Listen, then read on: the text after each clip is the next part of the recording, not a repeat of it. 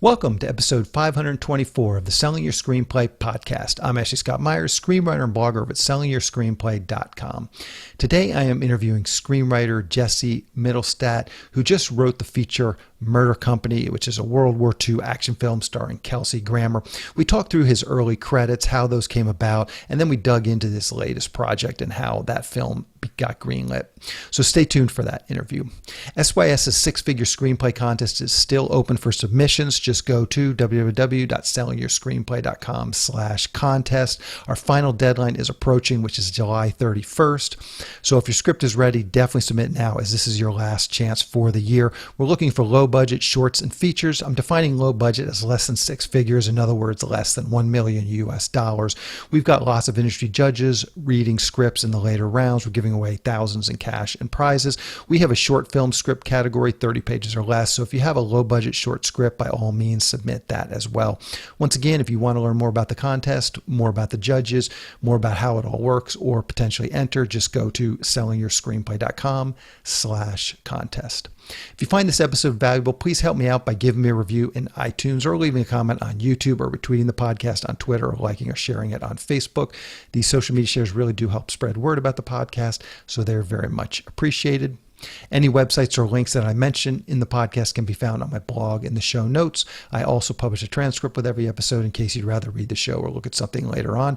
You can find all the podcast show notes at www.sellingyourscreenplay.com/podcasts and then look for episode 524. If you want my free guide, How to Sell a Screenplay in 5 Weeks, you can pick that up by going to sellingyourscreenplay.com/guide. It's completely free. You just put in your email address and I'll send you a new lesson once per week for 5 weeks, along with a bunch of bonus lessons. I teach the whole process of how to sell your screenplay in that guide. I'll teach you how to write a professional logline and query letter and how to find agents, managers, and producers who are looking for material. Really is everything you need to know to sell your screenplay. Just go to sellingyourscreenplay.com/guide. So now let's get into the main segment. Today I am interviewing screenwriter Jesse Mittelstadt. Here is the interview. Welcome, Jesse, to the Selling Your Screenplay podcast. I really appreciate you coming on the show with me today. Yeah, hi. Thanks for having me. So to start out, maybe you can tell us a little bit about your background. Where did you grow up and how did you get interested in the entertainment business? Sure. Yeah, I grew up in the Northeast in New England, Vermont. And from pretty early on, I was interested in storytelling. I think it started out, when I was the youngest, I had the idea of being a novelist. And then that sort of morphed into getting into comic books and then eventually movies. And that's kind of where I landed. Went to film school and then for a number of years was working other jobs while I was, writing and trying to get that off the ground. And eventually was able to make it a full-time gig. Yeah, so let's talk about that transition right out of college. What was sort of your job and how did you make that transition into just getting your scripts out there, getting some of these first credits and actually turning it into a profession? Early on, I was continuing to work on film shoots and, doing the student film thing at first and working literally like retail jobs and whatever I had to. I grew up basically in the middle of nowhere, but I had moved to New York City at that point for school, and that's where I was based.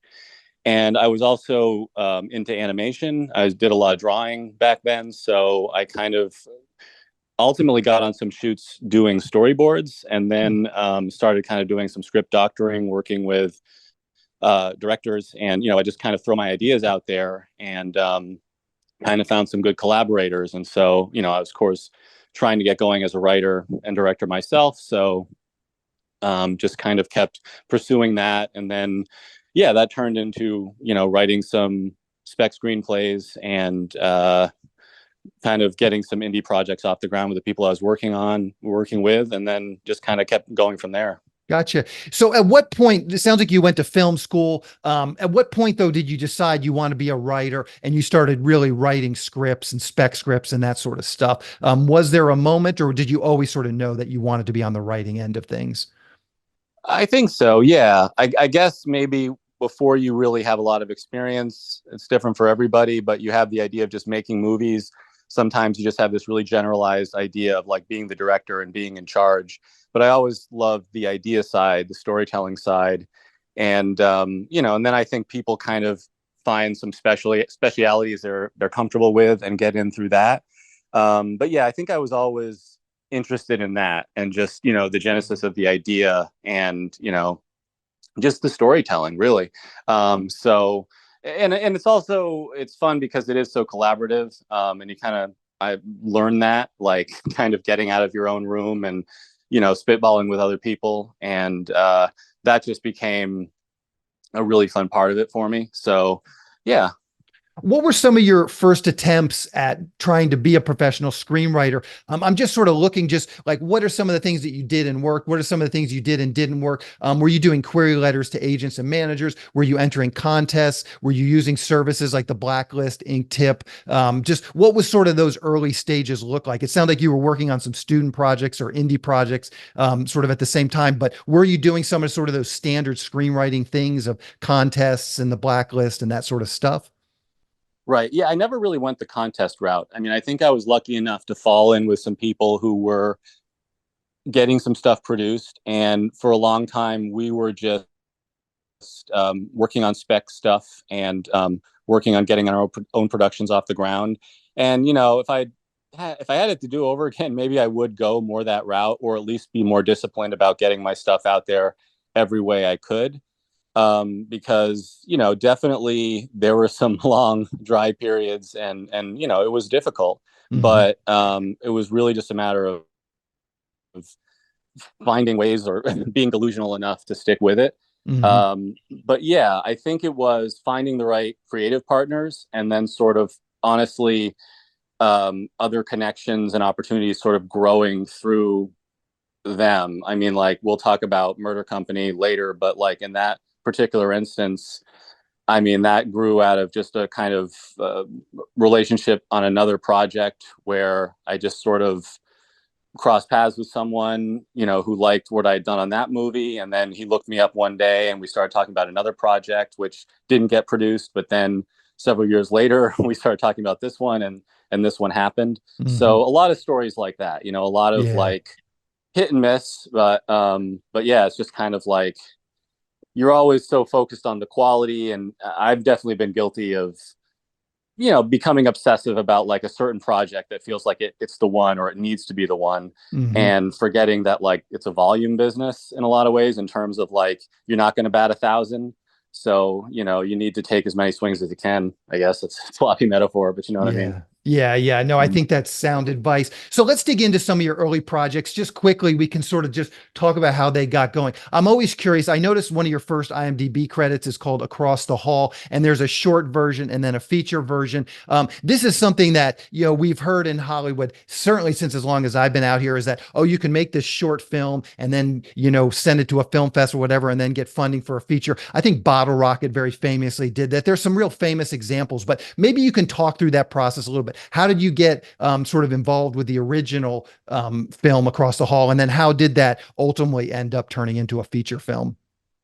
Yeah, sure, of course. With that one, that is actually one of the projects I kind of alluded to earlier, where I can't even remember exactly what I was doing at the time. It was not long after I was out of film school, but I was working in Brooklyn. I was I was like a communications director on a few political campaigns there. I was doing speech writing and stuff like that, but also other odd jobs, I guess. And that was a project where someone was looking for a storyboard artist, and it was like a friend of a friend. And I just threw my hat in the ring and started working on that. And over the course of that project, I got to know, the rest of the team, and the script was kind of in flux. They weren't really happy with where all of it was. And so I remember one night, I just, I was up doing these storyboards at like 2 a.m, and I decided to just kind of give the script a rewrite, and just gave it to them on a whim. And yeah, they really liked it, and kind of brought me in that capacity. And we ended up making that film. And then, yeah, that did get made into a feature a couple of years later.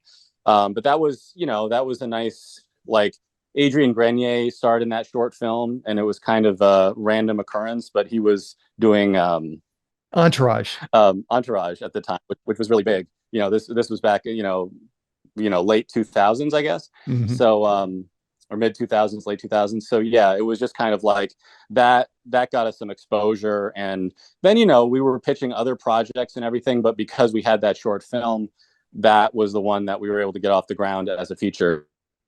And, that helped lead to other things. Gotcha. So now, as you're working as a storyboard artist, and I know this is a common occurrence for, people that are trying to break in as writers, they're working at a production company in some other capacity. How did you just become good enough friends with these folks so you knew? Because I mean, you could theoretically step on some toes by bringing them a rewritten Sure. script. Yeah. Hey, I rewrote your script for you. That could be taken two ways. Oh, thank you very much. It could also be taken as like, who does this guy think he is? How do you know just when it's appropriate to make those kinds of sort of aggressive moves and push your career forward like that? Yeah, that's a good question because you don't want to be oblivious to those things. And I think it is kind of reading the room and sort of where your relationship is at. I also think sometimes it's worth just taking a shot. Like if you're doing it in earnest, it doesn't, hopefully it won't be taken the wrong way. But, that was, of course, the Cliff Notes version, in terms of, I don't even really remember.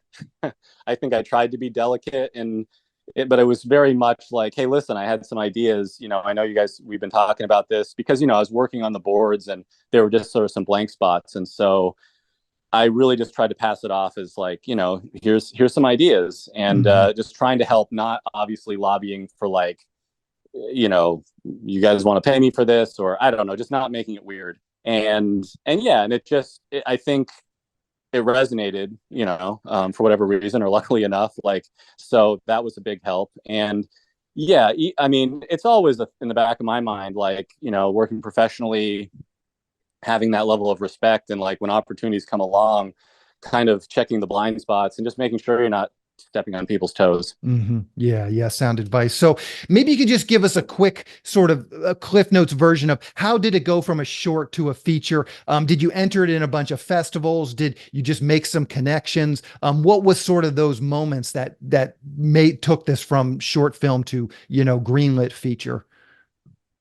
I think, that's why I referenced Adrian Grenier at the time. He had some heat on him. And so, like, I remember when we were shooting, that was actually in New York City, and he was shooting The Devil Wears Prada at the same time. Like, I remember him, like, we were rapping, and like he would be headed over to that set.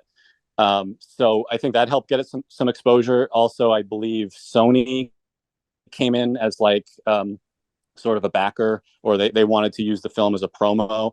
I think, I'm not sure exactly how that panned out, to be honest. I can't remember, but like we had some corporate eyes on it. And so like, in particular, director, good friend of mine, Alex Merkin, I think, that got him, helped him climb the ladder a little bit. And we kept working together. And so, like I said, again, I thinking back to those days, we had a couple other scripts that were like, oh man, this, let's put all of our eggs in this basket. This is going to be great. That didn't end up happening.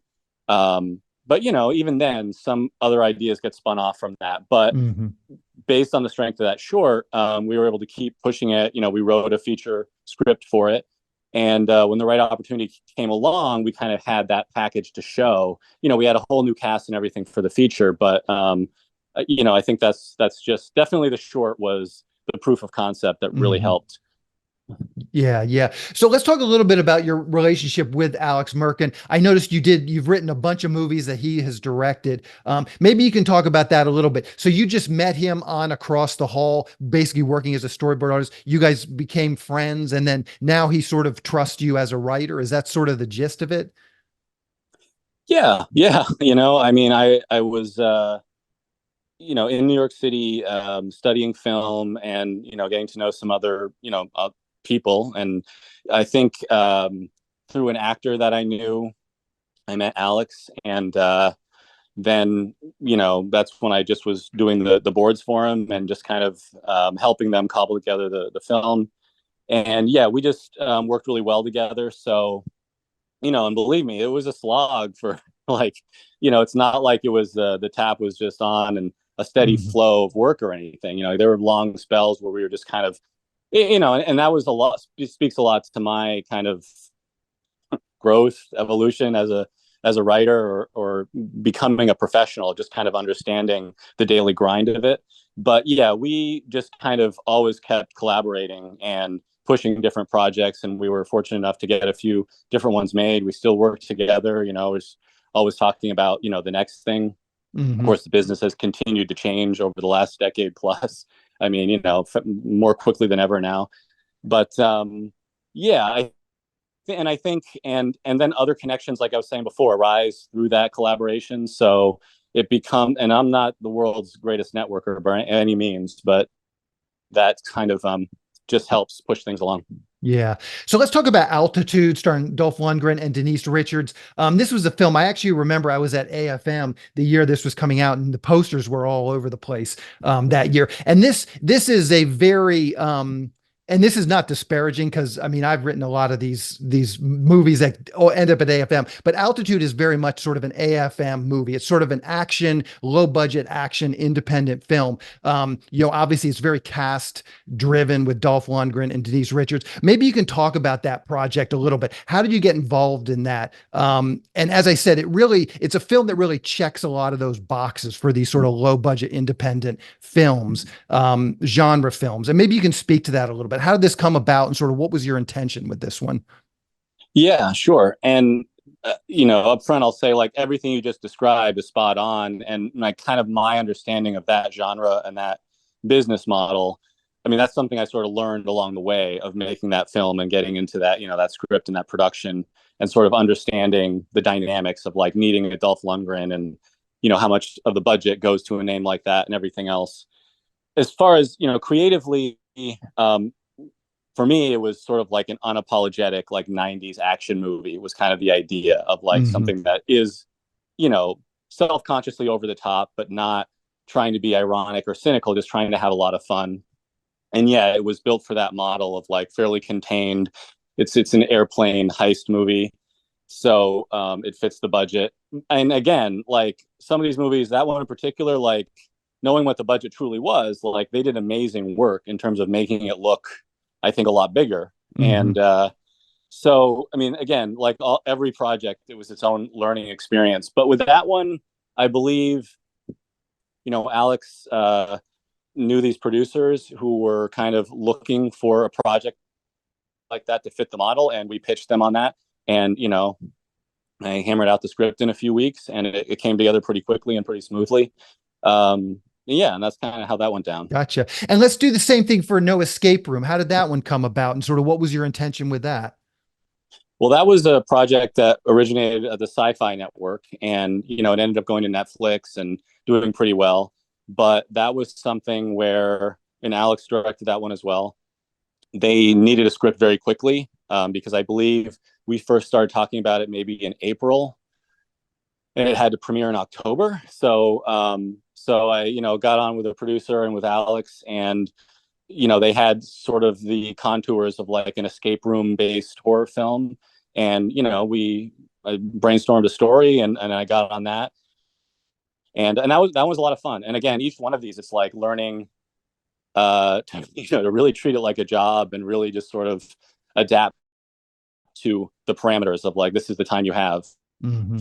and doing the best you can with it. And then again, leaning on your creative partners, because they pour a lot into it too. And it's like, you never want to just take it and run and hide thinking you'll just wow them with like a complete draft. I've done that. I've tried that method many times.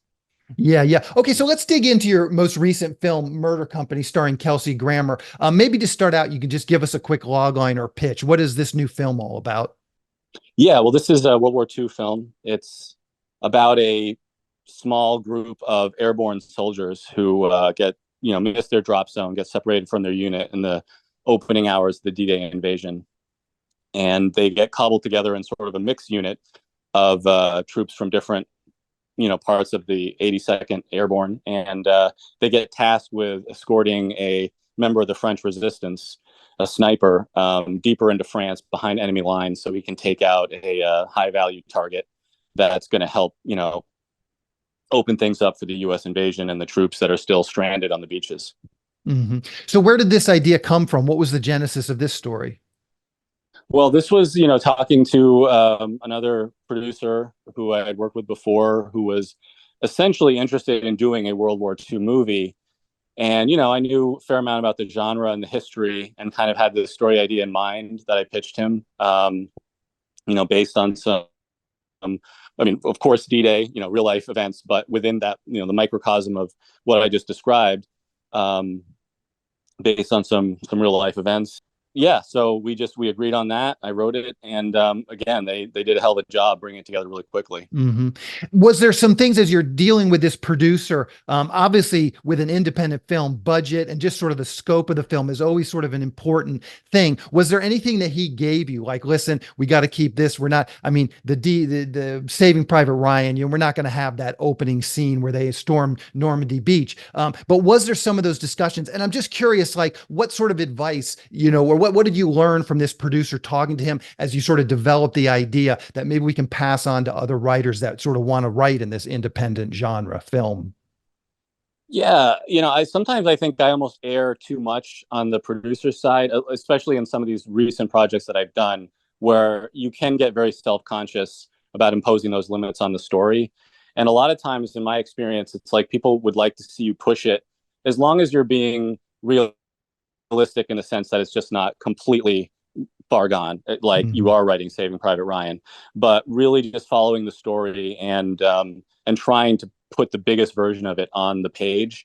Um, I think it's definitely worth studying the genre and the model of some of these other films, and kind of understanding why they do what they do, or why they have to do what they do. And thinking of that as just your canvas, where it's like those restrictions don't have to be a bad thing at all, and they can take a load off your shoulders, in terms of like, okay, that's sort of decided for me. Like we can't do this and that, but within this smaller kind of sandbox, we can be as creative as we want. Hmm. What were some of the other films you mentioned? Sort of other films in the genre. What are some of the other films that you looked at in preparing to write this, or as you were writing it?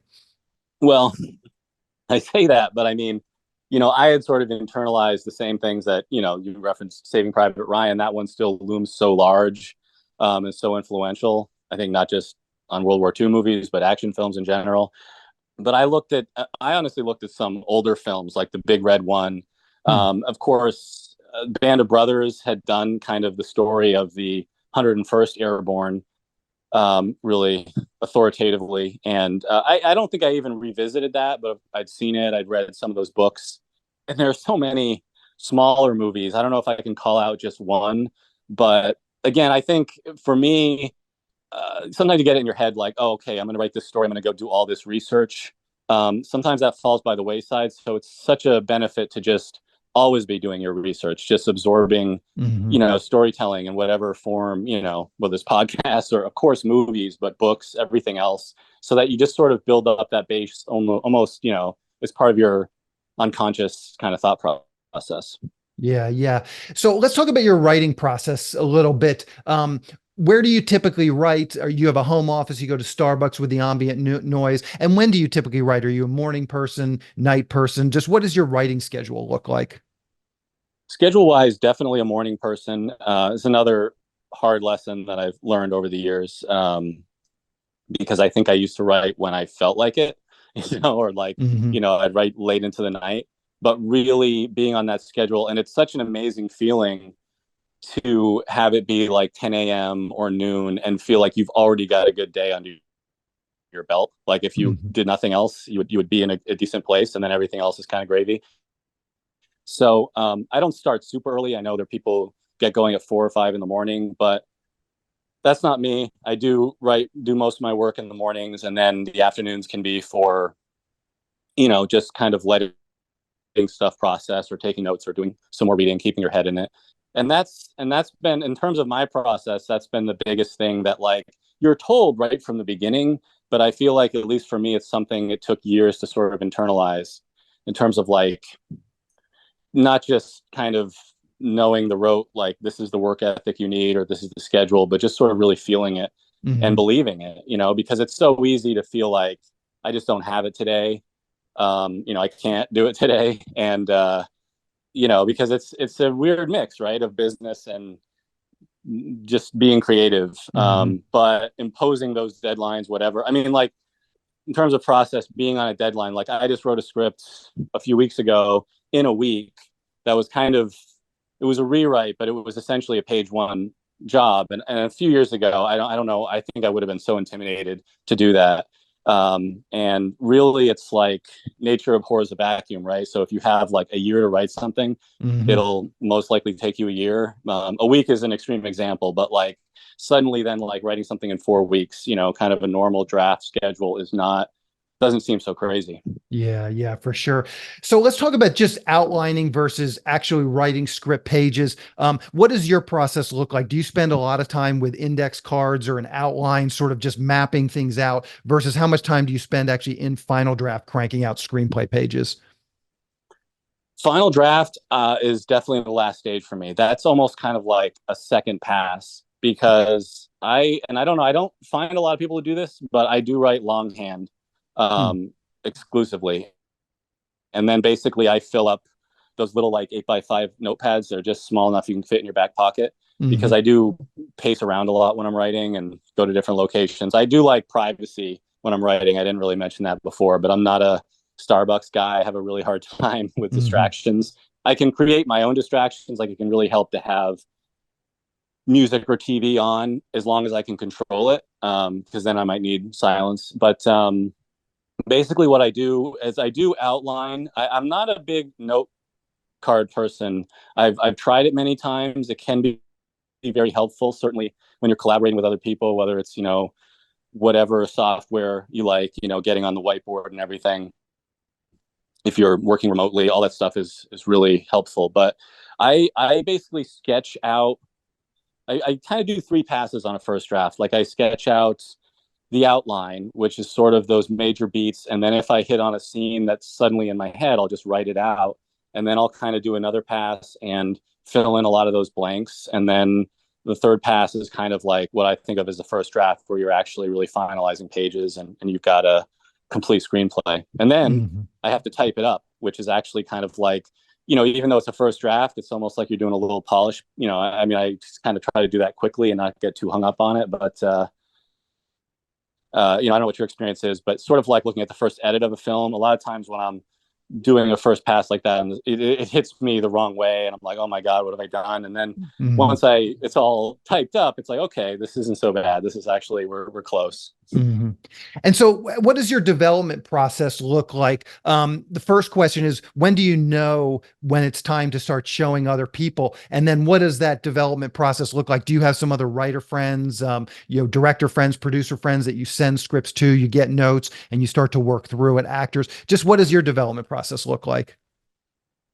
Well, I think it does vary from project to project. I don't always, I don't have like a particular family member or confidant that I always go to.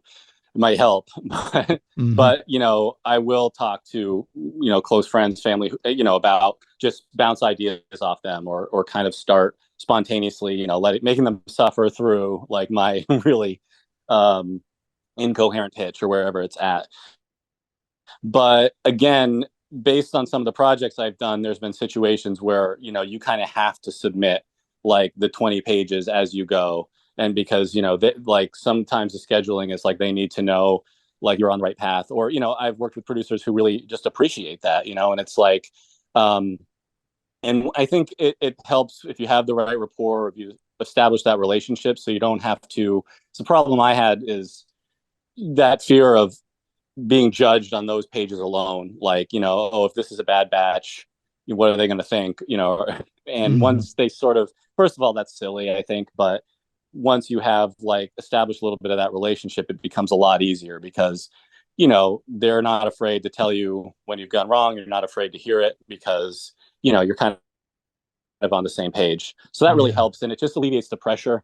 Like, again, I've been in those situations where you're really pressing against a deadline or whatever, and it just builds up that feeling of like if I don't deliver, I'm really in over my head. So just trying to be open with whoever you're working with, but at the same time, I think once you've earned that trust, I've definitely had projects where I just will put together a whole draft and and just hand it over. And, and that's part of the process, as long as, you're going to do another round of notes or two. And yeah, Hmm. so I guess it does vary, or it has for me anyway. Yeah, yeah. So on Murder Company, you worked with a director, Shane Dex Taylor. It didn't seem like, just looking at your IMDb, you had worked with him before. So maybe you can speak to that a little bit. When did Shane come onto this project? Did you and the producer already have a draft done? And then what does that process look like working with a director who is new? Did you have a prior relationship with him? And how do you just sort of navigate that relationship if he has ideas that want to be, implemented into the script? So in that case, we did have a draft beforehand, and I think it was on the strength of the draft that we did casting and brought him on, and we had an introductory call, and then just sort of like had some follow up calls and just chatted.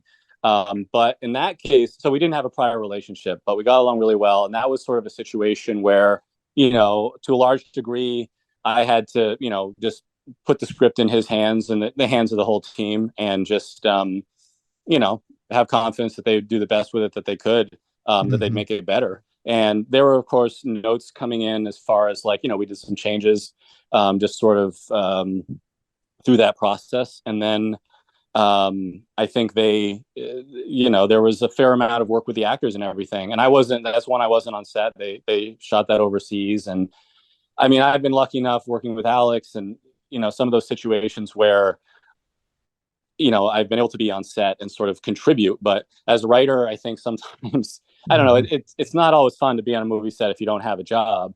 And it's one thing to visit, but if you're hanging around every day, you really want to hopefully be involved. Yeah. So in that case, I mean, I think they just did an amazing job, and we communicated as needed, basically. But I just kind of look at it as my job, just to do the best work possible up front to sort of make my case for these things and give them the blueprint. And then again, especially with that film, a lot of exteriors, a lot, again, another demanding schedule. And I think that they, adapted as they needed to some of the locations and everything. And I think, it was all the better for it. Yeah, yeah. So, what were some of the lessons you learned from writing this screenplay? Are there some specific things that you came away with that you'll sort of bring to your next project that you can point to?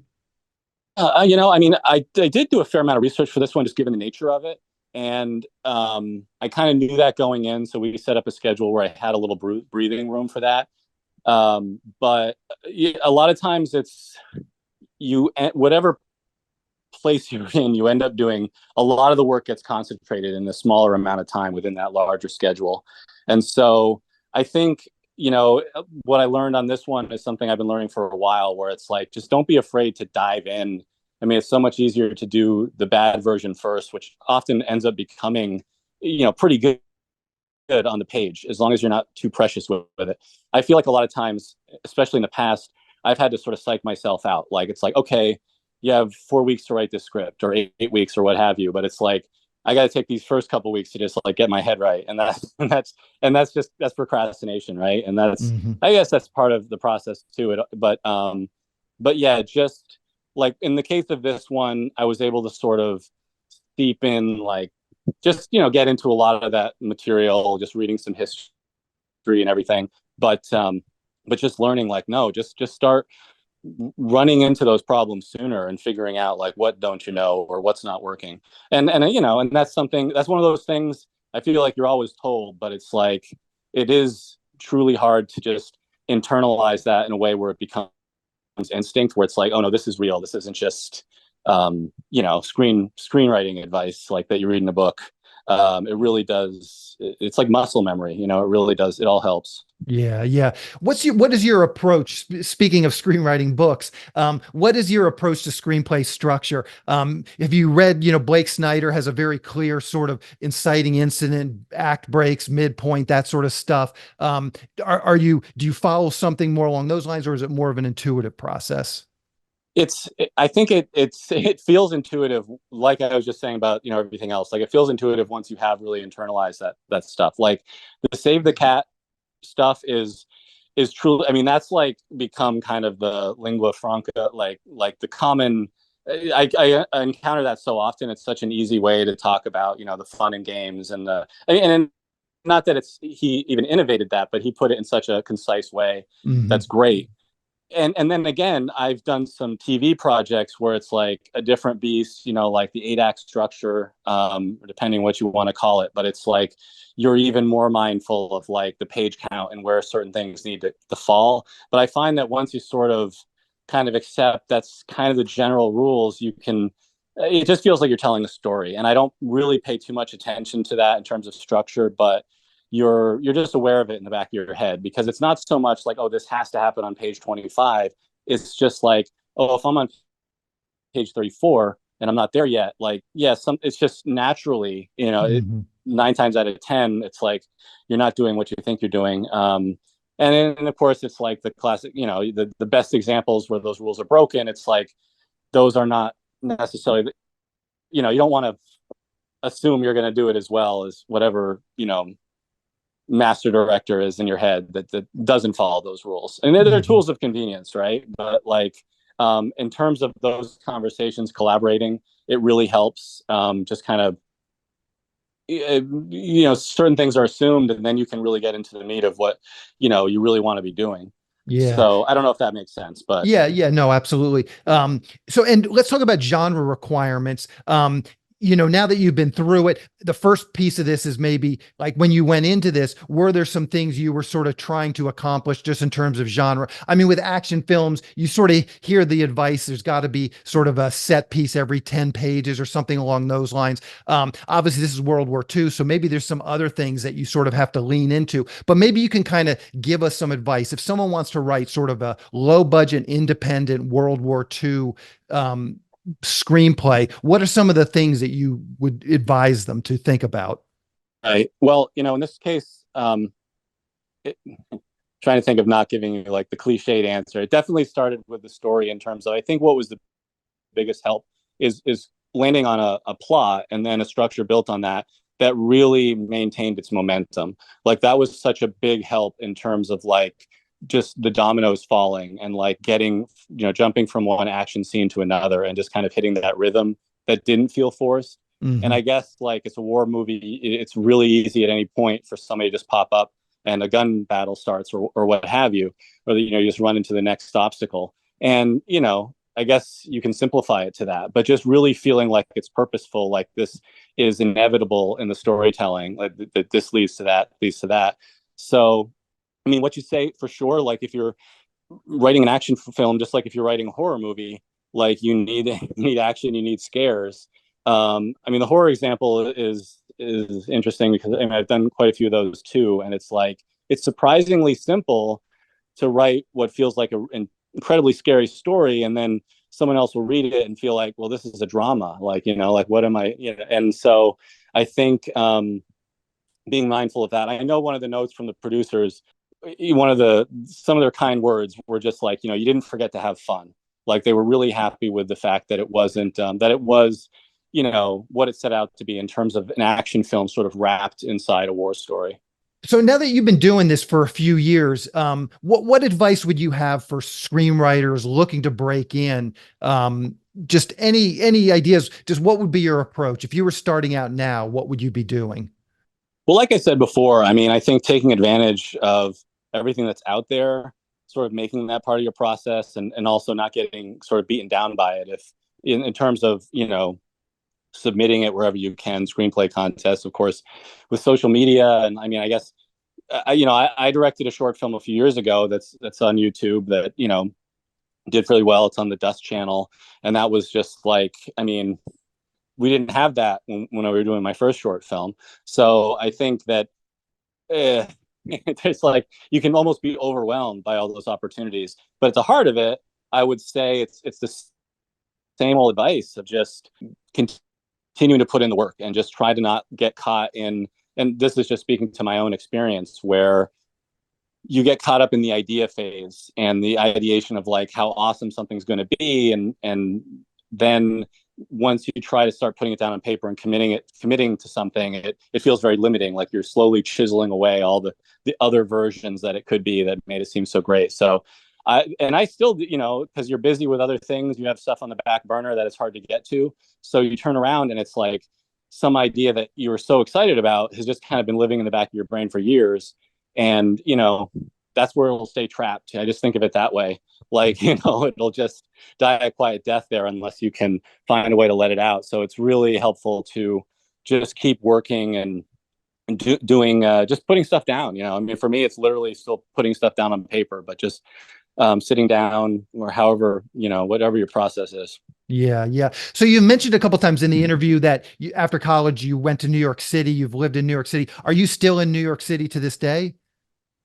Well, I went to the city for school and I keep one foot in the door there, but I'm also in New England. And so I kind of go back and forth. I grew up, like I said, pretty much in the middle of nowhere. And I Hmm. found that it's really helpful to spend some time there for my writing. Like when I was in New York, most of my stuff got written either in Prospect Park or Central Park. Like I just had to go. I mean, I just would go there and walk around all day with my notebooks. And so yeah, that's kind of, Hmm. so it's found like I was able to write in the city just fine, but it's now I don't know how I would do there. I've always had a hard time if I'm pent up in a room.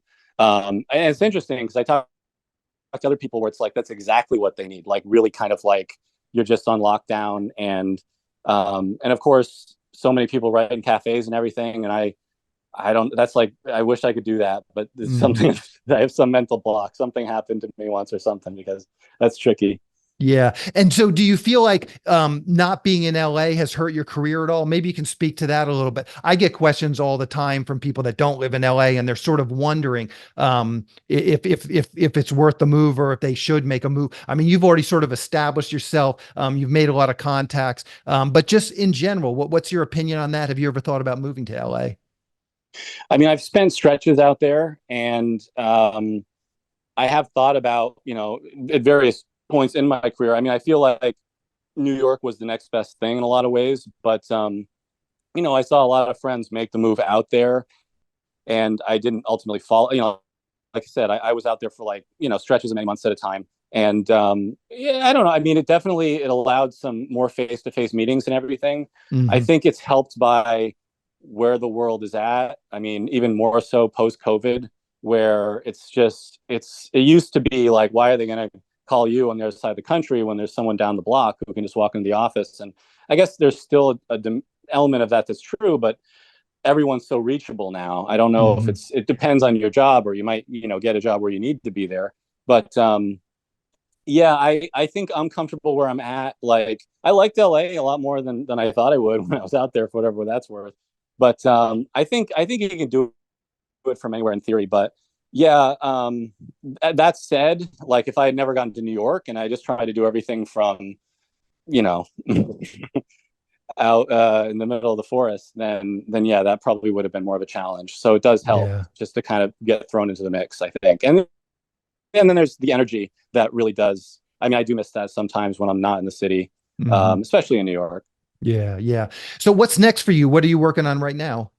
I am working on a couple of thrillers. I've got a horror film that I've completed that is sort of we're hoping to get off the ground soon. We've kind of been doing some rewrites, but yeah, luckily it's been a pretty busy year, and doing a couple more sort of lower budget thrillers, but stuff I'm pretty excited about. I think I Hmm. have another action movie lined up that I think is going to looking. I'm pretty excited about that one too. But and then of course when I can grab some time, as always, I've got a couple other spec scripts that I want to just try to put down so I can get out there. But yeah, it's been a good pace, and I do think that it helps when you have something that's like a movie like Murder Company coming out. It's just a good shot in the arm to Hmm. just kind of keep pushing you to the next thing. Yeah, yeah, for sure. So I just like to wrap up the interviews by asking the guests if there's anything you've seen recently that you can recommend to our mostly screenwriting audience, anything on HBO, Netflix, Hulu. Just is there anything that you've watched that you thought, wow, the writing was really good? Screenwriters should check this out. I'll literally use I mean, House of Dragons just premiered, right? The second season. I haven't gotten into that, but I've been rewatching the original, Game of Thrones season one. Hmm. And just since I watched an episode last night, it was like the third episode. I've seen the show before, of course, but like I'll mention that because that show was huge as the new one is, of course, but like, I don't know. I always, I think I saw the flaws in it and stuff, but like they just did a pretty amazing job when you think about like the Hmm. world they built up in that show. And I think that I was just struck watching that, the way they deliver their exposition and sort of, we talk about world building and everything, it gets exhausting, but like there's such wonderful character driven scenes where it just feels like you're instantly thrown to the current of this world and Hmm. sort of catching up as it goes. I love that feeling of like, oh, there's all this stuff I missed, but you didn't, I mean, if you read the books, maybe that's something else. But I think that from a writer's perspective is like such a magic trick to me, like to make it, when it's really working seems so effortless. Hmm. So I will just, because, having, I haven't kept up with a lot of newer stuff, but that's probably because I've made time to go back and rewatch like The Sopranos and now Game of Thrones. And famously, those shows had their ups and downs, but like it's great that they're always there, and I think they're worth revisiting as much as it is, behooves us to sort of keep up with all the new stuff. Yeah, yeah. So what's the release schedule going to be like for Murder Company? How can people see that one? So it's going to come out in select theaters and digitally on July 5th. And I think we have some things down the road that I maybe can't talk about yet, but initially, yeah, you'll be able to, rent it, purchase it that way. Okay. And yeah, so just a couple of weeks from now. Perfect, perfect. And what's the best way for people to keep up with what you're doing? Twitter, Instagram, Facebook, anything you're comfortable sharing, I will round up and put in the show notes. Well, I don't really do social media. I wish I need to have a better answer for that. I mean, I guess people can always email me, but No worries. I'll put your IMDb link too. That's always an easy one. yeah, People can check that out and just see what you're working on. yeah, absolutely. But So yeah, go seek out this movie if you can find it. I mean, it'll be out there in the world. Well, I'm really happy with it. We're excited, for what it turned into. So hopefully people have a good time with it. yeah, congratulations getting this completed. So Jesse, I really appreciate you coming on the show and talking with me today. You're very generous with your time. This has been a great interview.